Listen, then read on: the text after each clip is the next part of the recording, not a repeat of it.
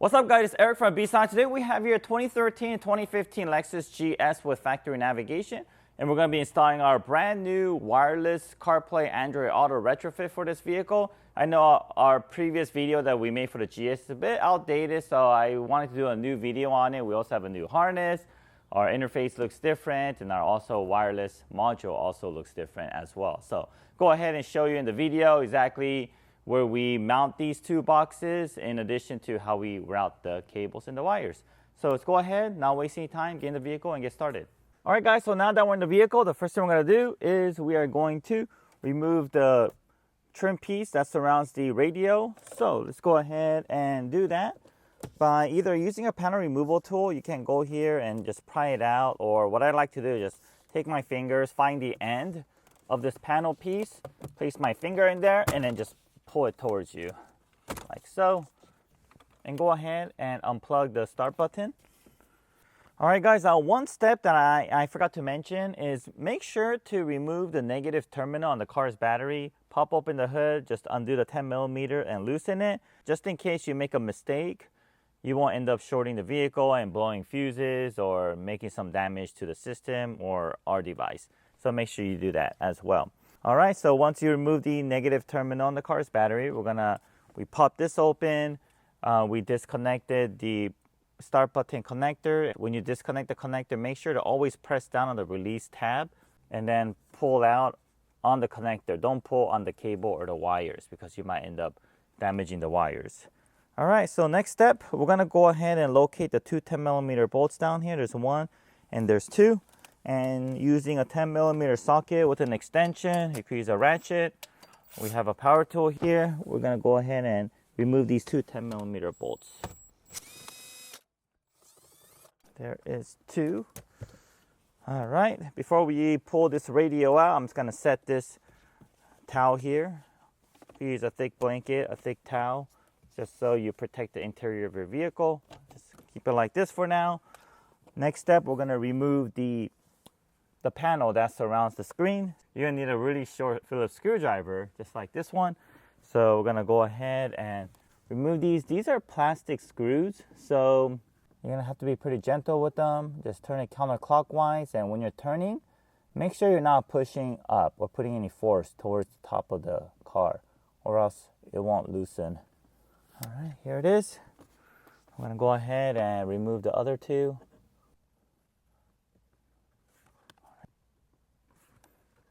So once these are out, go ahead and place your hand up here, just pull down and push all the clips down so you don't lose them. Okay. Take these clips, put it aside in a safe location. And I'm gonna pull this out. Go ahead and start from here. Be very careful on the left side here. If you want, you could go ahead and mask this area off with some masking tape, just in case. And then just gonna go ahead and just pull it out like so. Okay, once you remove that, there's going to be four 10mm bolts. 1, 2, 3, 4. They're going to remove. This is when a magnetic tip becomes very useful.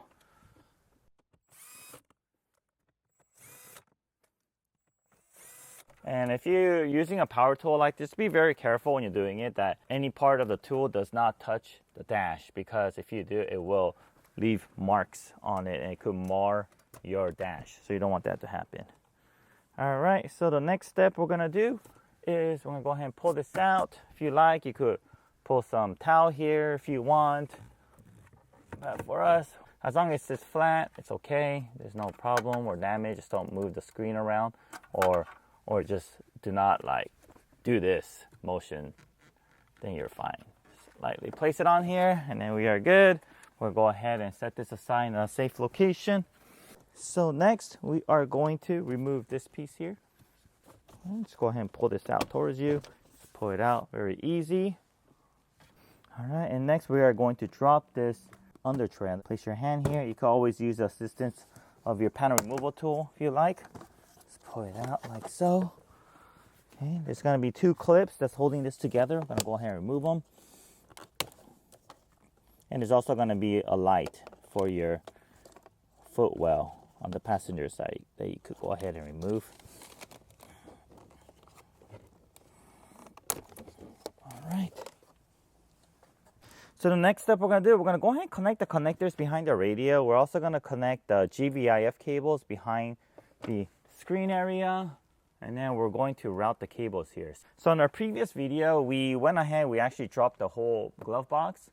But I don't think it's necessary anymore because we got rid of one of the connectors that connects to the top screen. And because of that, the cable that we need to route to the top screen, it's only the GVIF video cable, which is pretty small and thin, and I think we're gonna be able to fit it through just fine, just down here. And that's the only cable that we need to route from the top screen to this glove box area. So we're gonna go ahead and do that, and then rest of the cables are gonna come from here to down there that we're gonna try to route behind the radio all the way down here. So go ahead and try that. So I'm gonna go and pull this radio out.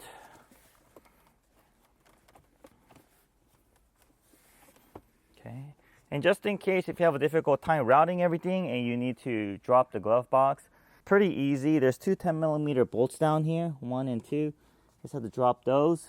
And then when you open here, there's 3 Phillips screws that you have to remove. And once those are removed, it will come down. So we're trying it without removing this today. All right, so we're gonna start off with this large connector here. So just get behind the radio. You could use your panel removal tool or a small flathead screwdriver. There's a little clip here. Just gonna push on it. It'll release the connector and then pull out. We're gonna connect it on here and then we're gonna connect this to the radio. Our kit is all plug and play. There's no splicing or cutting wires, which makes it very convenient, especially in cases when you want to remove the kit. Say that you're selling the car, you want to remove it, you could do so without leaving any sort of trace that it was ever installed. So once I connected that, there's going to be 3 connectors or cables on the other side. There's this white cable. This will connect to your metal dip switch box. Right here is your microphone. This will connect to the wireless module. And then this is the power for your wireless module as well. So I'm going to go ahead and route all these cables here. Start off with the larger one. Place my hand behind the radio and I'm going to catch it right here. Okay, gonna go behind there's a metal bracket, this metal piece here. We're gonna go behind that beam. Okay, when you're routing these wires, just make sure your wires don't get caught into anything and you end up cutting or damaging the cables on the way. Okay, just be very careful. All right, and then now we just need to route our microphone. And when you're routing these wires and cables, try not crossing and tangling up the wires in between, because that may also increase the chances of you damaging the wires or cables. Okay, just take your time, be very careful. No need to rush. All right, so we got all these wires routed. And just as a side note, forgot to mention earlier, there is some wires here that's labeled GS and RX CAN. Everything's going to be pre-configured for you.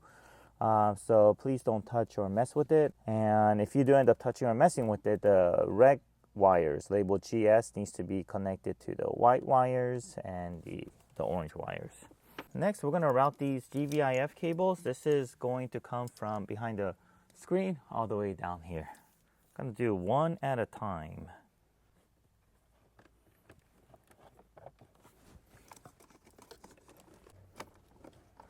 All right. Okay, you were able to route this. It's a little bit more tricky doing it without this drop, but it is possible. You can use a wire hanger and go all the way across, tape that one end of the wire and pull it. Or you could do what I did. I went ahead and I moved it down here. There's an opening where the factory cables go. Go ahead and place the wire down there. And then once you push it down a little bit, you'll be able to see it from this opening here. And you can stick your left hand here to catch it and guide it to your right hand that you could catch from this side. So requires a little bit more technique, but it can also save a little bit of time as you do not have to remove the glove box. So let's go ahead and route my cable number 2. This will probably be a little bit more tricky because it's going to be a little less room. And if you have big hands, it might be a little bit more difficult. All right, here we go. We're able to route both of our GVIF cables. Now that we routed them, let's go ahead and connect them. So the male side that comes from the vehicle will connect to our female GVIF cable. And then the male side will connect to the screen. So let me go ahead and grab my screen and reinstall my screen while I'm at it as well. So the only two cables you're going to be connecting is the blue GVIF cable and the factory black connector. There's going to be a white connector that's going to remain empty.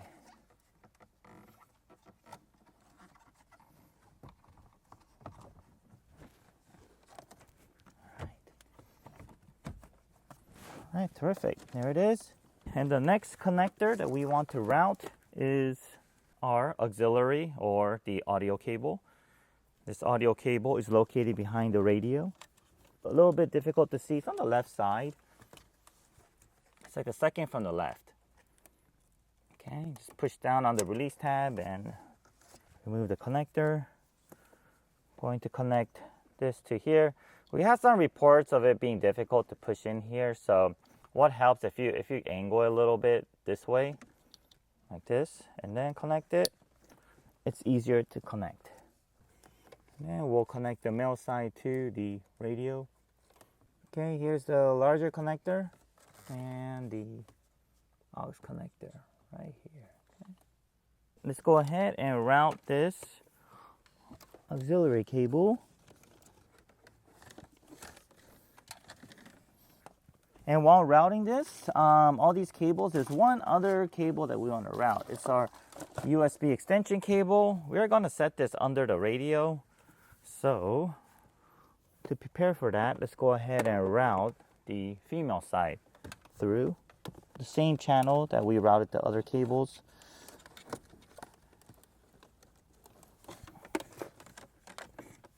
All right, it's going to leave some extra room down here. All right, sweet.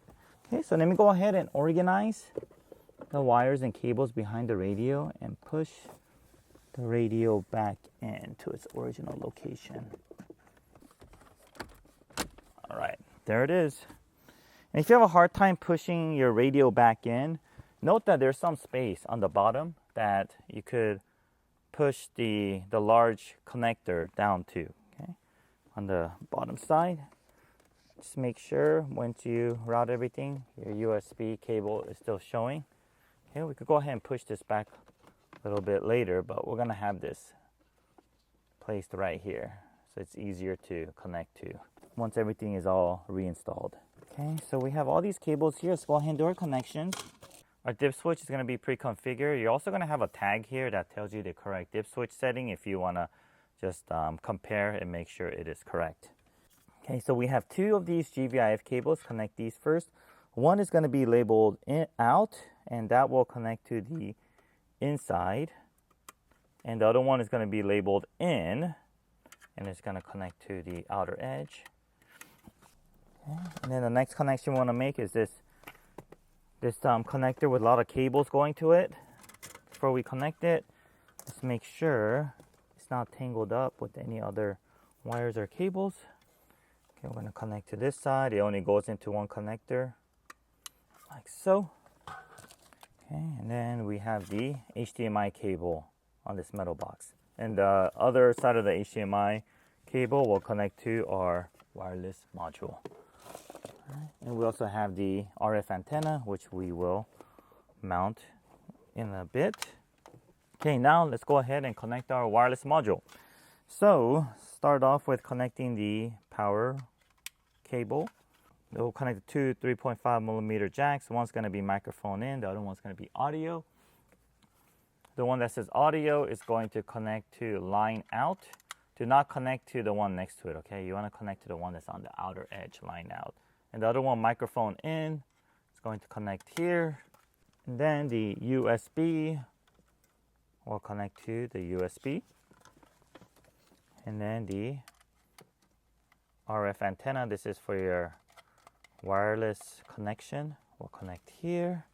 And then lastly, we'll connect the HDMI between the two boxes.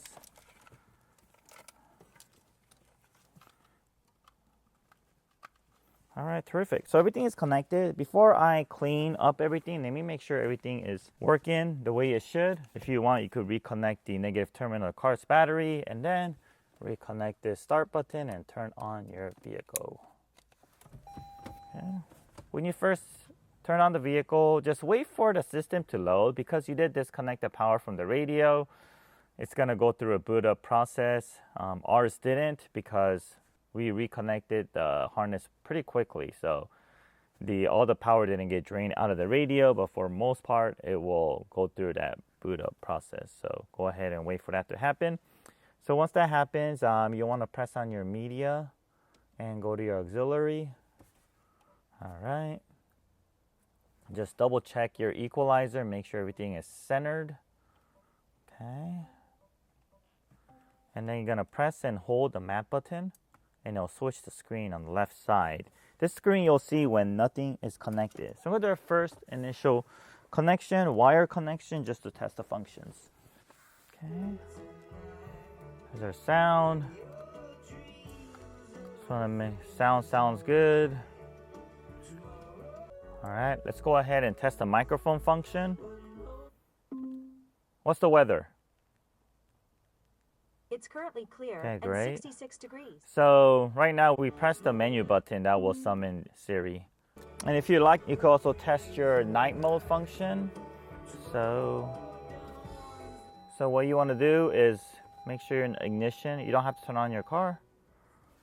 You can open up the map application and then cover your light sensor on your dash. And if you may have to turn on your headlight. All right, there it is. All right, looks like all the functions are working as it should. Let me go ahead and tidy up and clean up the cables and wires. And we're gonna reverse order what we just did. That will conclude our installation. So I'll go ahead and do that now.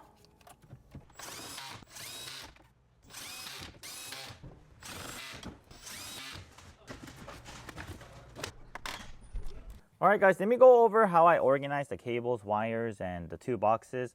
So the wireless module is actually packed right here. So you can actually pull this out, and then it's right there. It's wedged in between. You do have to pull a lot of this carpet out, but don't worry, everything will just go back in place without any issues. And then we have a lot of room down here. So we went ahead and tucked our cabling.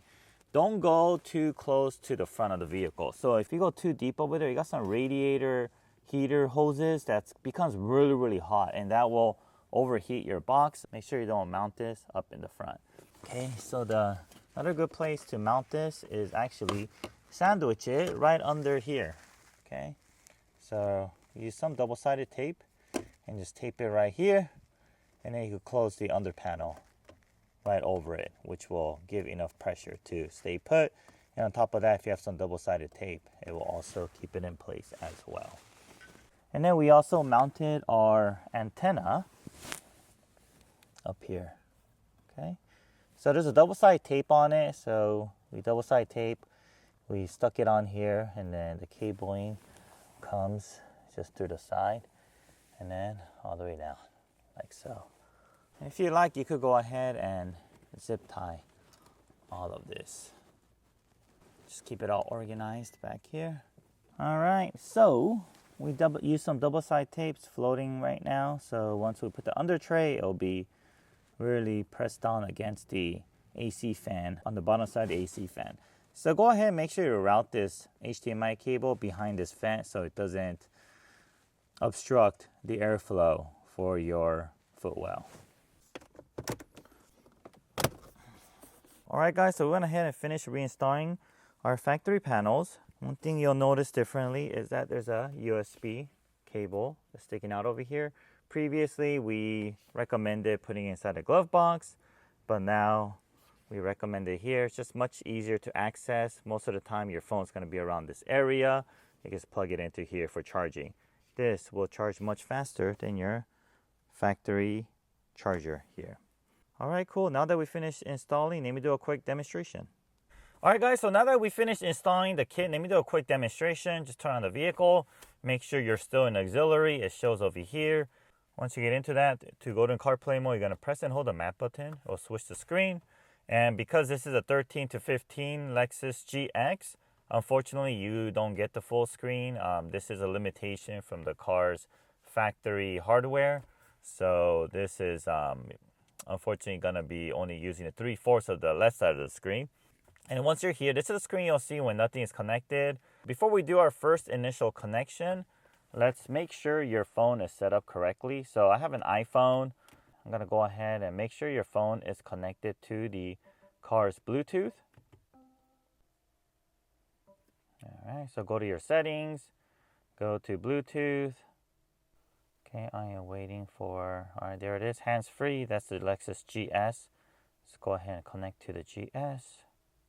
All right. So Lexus GS is connected, and the name of the car's profile on the phone says Lexus GS. If it says car multimedia or car accessory, you do have to change this. So how you change this is press this eye icon, go to name, and you could rename it. Make sure it's at Lexus GS. All right, so once you have that set up, go to your accessibility, go to touch, and all the way down, call audio routing. Make sure it's changed that to Bluetooth headset as well. So once we have both of those set up, long press the map button and go ahead and go to your CarPlay. Okay.